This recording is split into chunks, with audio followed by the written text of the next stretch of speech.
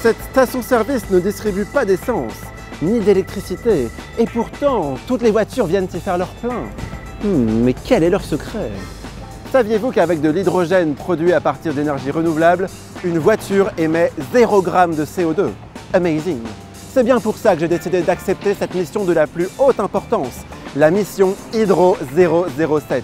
Histoire de tout comprendre sur ce nouveau mode de transport, et d'ici la fin de la vidéo, je vous garantis que nous saurons tout des enjeux que représente l'hydrogène en France. En avant, ça commence maintenant. Merci d'être venu me chercher à Guillemette, agence 0034. Avec plaisir, Evan.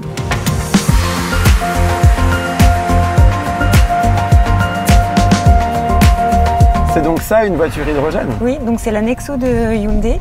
Donc il y a plusieurs constructeurs qui proposent des véhicules hydrogène. En France, on trouve la Toyota Mirai et chez Hyundai la Nexo. Et en véhicule utilitaire, tu peux avoir aussi le Kangoo Renault. En tout cas, si c'est ça la voiture du futur, moi je signe direct. Ouais, je suis d'accord avec toi. Les avantages de la voiture à hydrogène, c'est quoi? Alors son principal avantage, il est environnemental. Il émet 0 émission. Son principal avantage par rapport au véhicule électrique, c'est le temps de remplissage du plein qui dure 3 à 5 minutes et son autonomie qui peut atteindre 600 à 700 km, équivalent au véhicule essence. Je sens que cette mission va être géniale. Ah, Guillemette, c'est vraiment la pro du créneau. Donc comme tu vois, pas besoin de grosses batteries. Le véhicule hydrogène est un véhicule électrique avec un moteur électrique dont l'énergie est fournie par la pile à combustible alimentée par l'hydrogène. Donc l'hydrogène, c'est le carburant du véhicule et cet hydrogène est stocké dans des réservoirs à l'arrière du véhicule sous forme gazeuse. Donc on va peut-être aller voir le pot d'échappement. Ah bah il n'y en a pas. Oui, bah tu vois, pas besoin de gros tuyaux, elle rejette que de l'eau.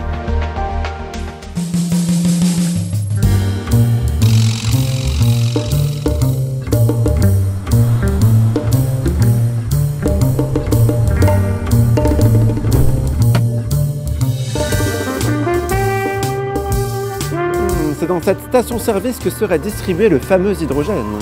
Tâchons d'en savoir plus.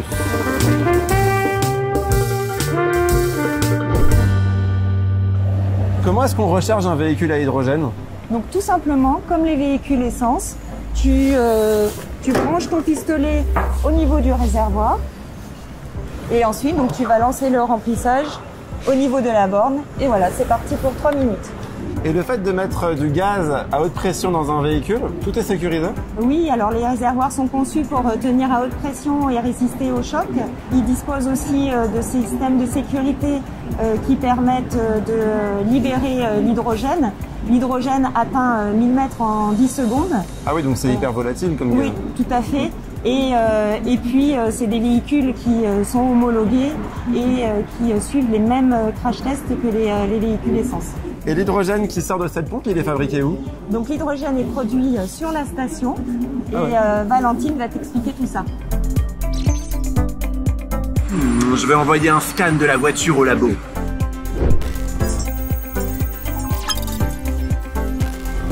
Cette station, elle a été co-construite par Engie et CNR pour qui tu travailles, Valentine? Exactement. Et vous avez choisi de faire de l'hydrogène local. Tu peux nous expliquer comment ça marche? Tout à fait. Alors, tu vas voir derrière ces portes se trouvent les électrolyseurs. Ah, c'est vraiment la zone hyper secrète de la station, quoi. Voilà, tout à fait. C'est la zone technique de production. Explique-nous comment vous fabriquez l'hydrogène ici. En fait, aujourd'hui, la majorité de l'hydrogène, il est produit par vaporoformage du gaz naturel.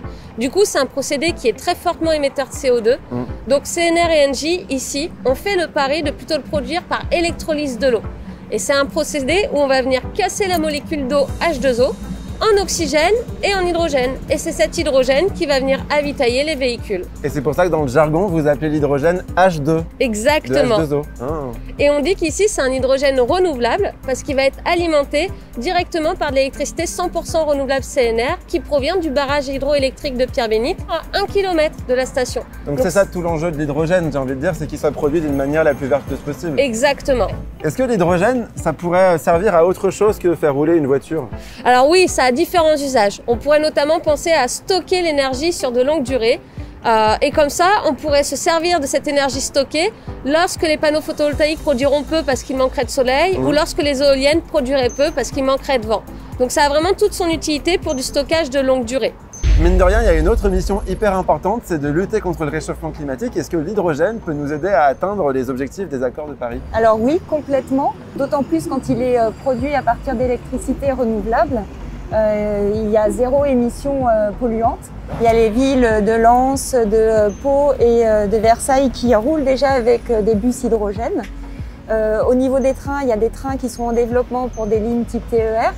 Et puis, quelque chose qui va te plaire, les 24 heures du Mans, les prochaines 24 heures du Mans, on roulera à l'hydrogène avec un véhicule hydrogène. C'est bien, tu as senti en moi une âme de pilote. Et j'ai entendu parler des avions aussi à hydrogène, c'est l'avenir ça? Oui, alors au niveau aérospatial, ils ont déjà une longueur d'avance parce qu'il y a déjà des navettes spatiales qui fonctionnent avec de l'hydrogène liquide. Donc les fusées fonctionnent déjà à l'hydrogène? Voilà, tout à fait. Depuis longtemps? Oui, depuis longtemps. Et puis dans l'aéronautique, les acteurs comme Airbus sont convaincus de ce carburant. Et donc, ils sont en plein développement et l'objectif est 2035. Et la voiture hydrogène accessible à tous, c'est pour quand? Alors l'offre, elle est en plein développement. Les collectivités, les industriels investissent dans des flottes de véhicules et des stations. Justement, cet investissement va permettre de mailler le territoire et de démocratiser l'usage de la mobilité hydrogène. Si j'ai bien compris, ça va faire comme l'électrique il y a 10-15 ans. C'était un petit peu expérimental et maintenant on en voit partout. Exactement. Chef, apparemment l'hydrogène sert aussi à propulser des vélos. Comment ça, vous voulez que je vous ramène un prototype? Mais vous êtes à 800 km d'ici? D'accord, j'arrive. Ah, j'oubliais. Pour en apprendre plus sur l'avenir de l'énergie, allez vite voir les autres vidéos de ma playlist En Avant et abonnez-vous à la chaîne YouTube J'agis avec Engie. Entre vous et moi, James Bond l'a déjà fait, il est fan. Allez, salut Lyon! J'ai encore un peu de chemin à parcourir.